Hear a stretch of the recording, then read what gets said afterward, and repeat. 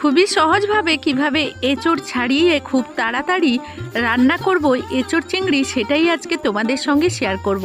আজকের এঁচোড় ছাড়ানোর সময় কোনো রকম হাতে কিন্তু আঠা লেগে যাবে না, কোনো রকম হাতে কষ লাগবে না, সেই একইভাবেই কিন্তু আমি আজকের এঁচোড় রান্না করব।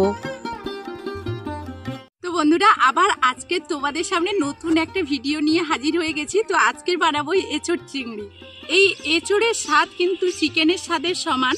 এই এঁচোড় বানাতে গেলে আমাদের কিন্তু এই এঁচোড় কাটার সময় খুবই বিরক্ত বোধ হয়। খুব কম সময়ে কোনো রকম হাতে কোনো রকম কষ লাগবে না, আঠা লাগবে না, অল্প সময়ের মধ্যে এঁচোড় ছাড়িয়ে আমি এঁচোড় চিংড়ি বানিয়ে তোমাদেরকে দেখাবো। তো আমি এই এঁচোড়টাকে কেটে নেব।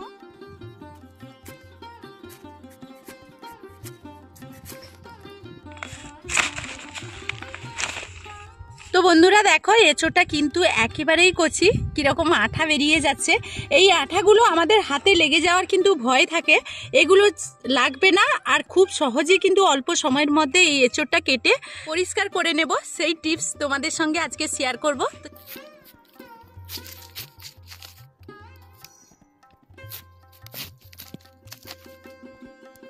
তো এখন একটা কড়াই বসিয়ে দিচ্ছি।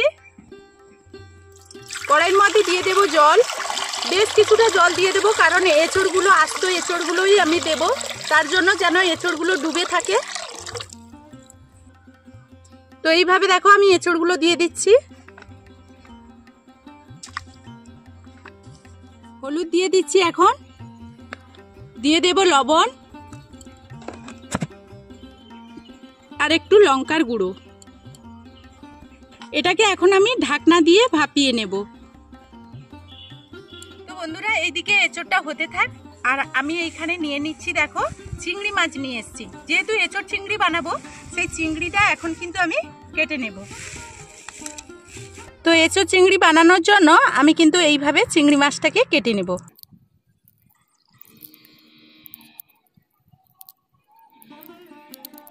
এইভাবে সবগুলো চিংড়ি মাছ আমি নিয়ে নেব। আর দেখো, আজকে চিংড়ি মাছগুলো আমি এই সাইজেরই নিয়েছি এঁচোড় চিংড়ি বানানোর জন্য। তো বন্ধুরা, এখন কিন্তু সবগুলো চিংড়ি মাছ আমি রেডি করে পরিষ্কার করে জল থেকে তারপর তোমাদেরকে দেখাচ্ছি। তো এইদিকে এঁচোড়টা সেদ্ধ হতে থাক, আর এইদিকে আমি আলুটাকে সেদ্ধ করে নেব। তার জন্য কড়াইতে জল দিয়ে দিচ্ছি। এখানে দিয়ে দিচ্ছি লবণ, দিয়ে দিচ্ছি হলুদের গুঁড়ো, আর দিয়ে দিচ্ছি কাশ্মীরি লঙ্কা। এখন আমি আলুগুলো দিয়ে দিচ্ছি।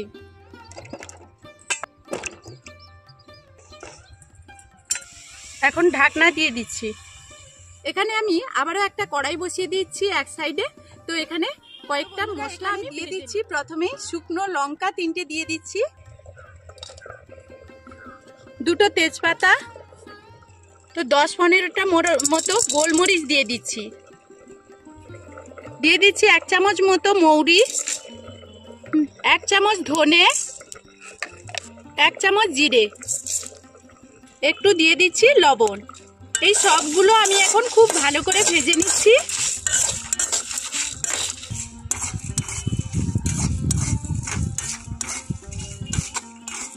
তো বন্ধুরা, এঁচোড় চিংড়িটা বানানোর জন্য এই মশলাটা কিন্তু অবশ্যই করে নেবে। এটা এখন খুব ভালো করে ভেজে নিয়েছি, এটা নামিয়ে আমি গুঁড়ো করে নেব। বন্ধুরা, এঁচোড় চিংড়ি বানানোর জন্য আমি চিংড়ি মাছটা এখানে রেডি করে নিয়ে চলে এসেছি। তো এখানে আমি 250 গ্রাম চিংড়ি মাছ নিয়েছি। এখানে দিয়ে দিচ্ছি স্বাদ মতো লবণ, দিয়ে দিচ্ছি হলুদ, খুব ভালো করে মাখিয়ে নেব। এখন আমি দিয়ে দেব কড়াইতে তেল, খুব ভালো করেই আমি তেলটা গরম করে নেব। এখন আমি এর মধ্যে দিয়ে দেব চিংড়ি মাছগুলো।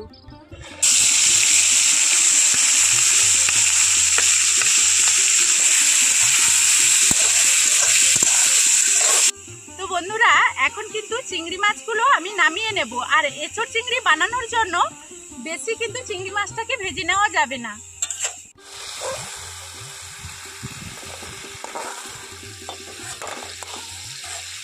তো বন্ধুরা, এইদিকে আমার কিন্তু আলুটাও সেদ্ধ হয়ে গেছে, আমি এটাকে নামিয়ে নেব।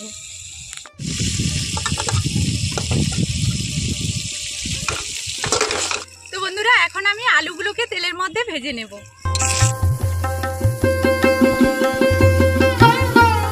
এখন আমি খুব ভালো করে ভেজে নিয়েছি।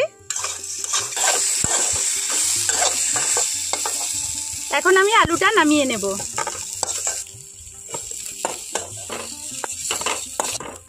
তো বন্ধুরা এখন আমি দেখে নেব এঁচোড়টা আমার কতটা কি হয়েছে। এখন কিন্তু এই এঁচোড়টা আমি নামিয়ে নেব। আর এখানে এঁচোড়টা কিন্তু একেবারেই আমরা সেদ্ধ করে ফেলবো না।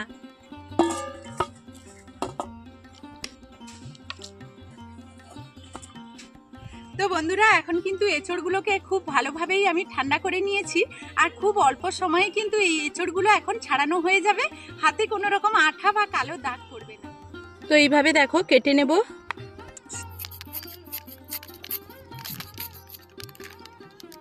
তো প্রথমেই কিন্তু ছালটা ছাড়িয়ে নেব, তারপর এই শিরাটাকে আমরা বাদ দিয়ে দেব। দেখো আর কোনো রকম কিন্তু হাতে আঠা লাগবে না।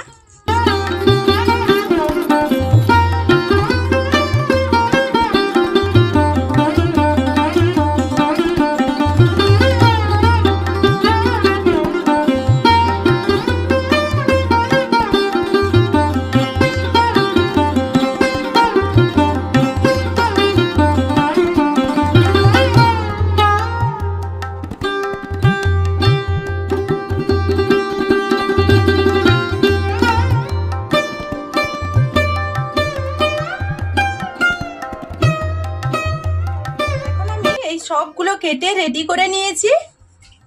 এখন কড়াইয়ের মধ্যে দিয়ে দিচ্ছি তেল। এখন এঁচোড়গুলোকে দিয়ে দেব।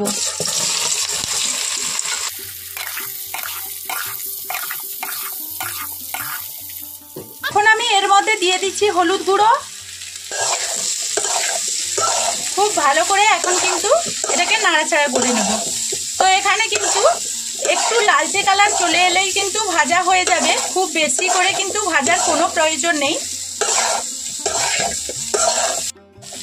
তো এখন আমার এঁচোড়গুলো মোটামুটি ভাবে ভাজা হয়ে গেছে। এইগুলোকে এখন আমি নামিয়ে নেব।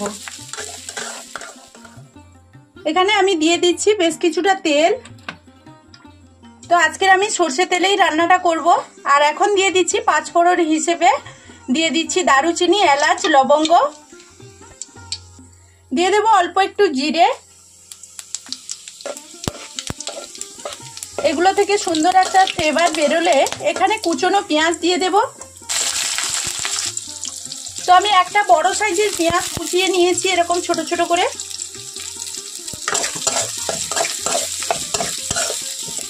তো এখন আমার পেঁয়াজগুলো ভাজা হয়ে গেছে। এখানে গ্রেট করে রাখা 1 চামচ আদা দিয়ে দিচ্ছি। আর দিয়ে দিচ্ছি কিছুটা কুচনো কাঁচা লঙ্কা।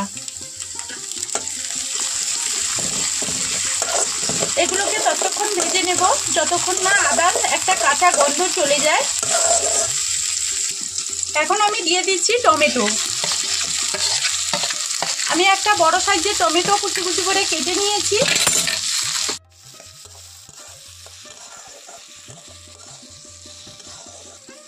এখন আমি এখানে দিয়ে দিচ্ছি স্বাদ মতো লবণ। আর লবণটা দিয়ে দিলে তাড়াতাড়ি করে টমেটোটাও সেদ্ধ হয়ে যাবে। এখন আমার মশলাগুলো খুব ভালো করে ভাজা হয়ে গেছে। এখন আমি এখানে কিছু মশলা অ্যাড করব। তো দিয়ে দিচ্ছি হলুদ গুঁড়ো, দিয়ে দিচ্ছি লঙ্কার গুঁড়ো। এখন আমি এখানে কিছুটা জল অ্যাড করে দিচ্ছি। এখানে দিয়ে দিচ্ছি জিরে গুঁড়ো, দিয়ে দেব ধনে গুঁড়ো। তো 1 চামচ করে আমি জিরে আর ধনে দিয়ে দিলাম। এখন 1 চামচ মতো কাশ্মীরি লঙ্কা দিয়ে দিচ্ছি।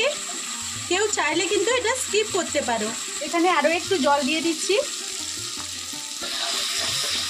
এখন মশলাটাকে খুব ভালোভাবে কষিয়ে নেব।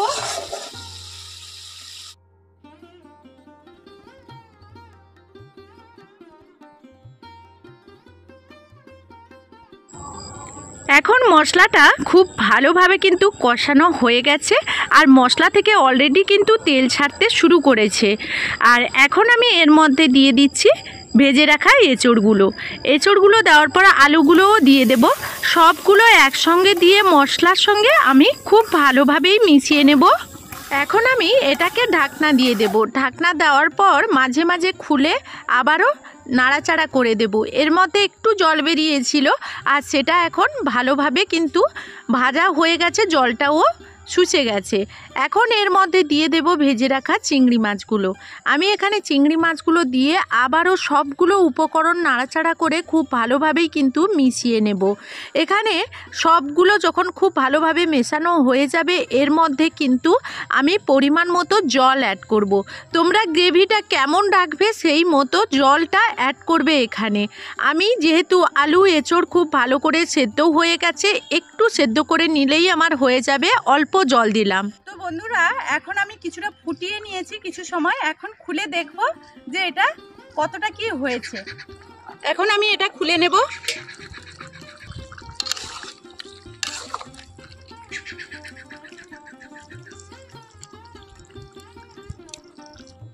তো বন্ধুরা, এই সময় আমি এখানে অল্প একটু চিনি দিয়ে দেব, তাহলে কিন্তু স্বাদের ব্যালেন্সটা খুব ভালো থাকবে।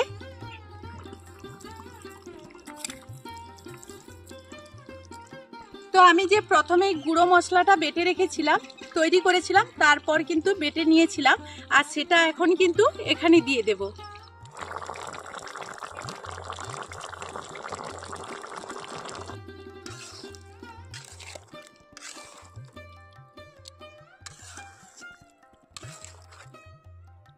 তো বন্ধুরা, এখানে যদি তোমাদের লবণের প্রয়োজন হয়, এ সময় কিন্তু তোমরা চেক করে নিতে পারো, আর লবণ যদি প্রয়োজন হয় এই সময় কিন্তু দিয়ে দিতে পারো।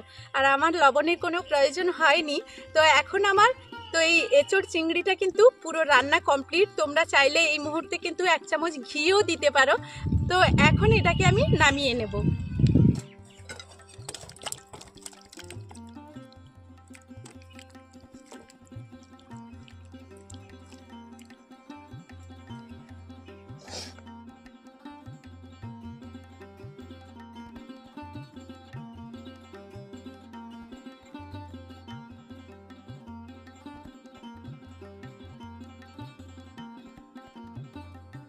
তো বন্ধুরা, এঁচড় চিংড়ি তো তোমরা অনেকভাবেই বানিয়ে খেয়েছো, এইভাবে একবার বানিয়ে খাবে, অসাধারণ হয়।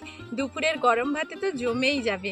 আর কিভাবে অল্প সময়ে এঁচড় ছাড়াবে সেটাও তোমাদের সঙ্গে শেয়ার করলাম। তো ভালো যদি লাগে বন্ধুরা, প্লিজ লাইক কমেন্ট করে আমার পাশে থাকার অনুরোধ রইল। তো এখন ভিডিও থেকে বিদায় নেব, আর তার আগে দেখিয়ে দিই আমার এঁচড়ের আজকের রেসিপিটা কীরকম হয়েছে। তো দেখো কত সুন্দর হয়েছে, চিকেনের মতনই দেখতে। চিকেনের স্বাদ যেমনই, এঁচড়ের আজকের এইভাবে রেসিপি যদি বানাও ঠিক একই স্বাদের হবে।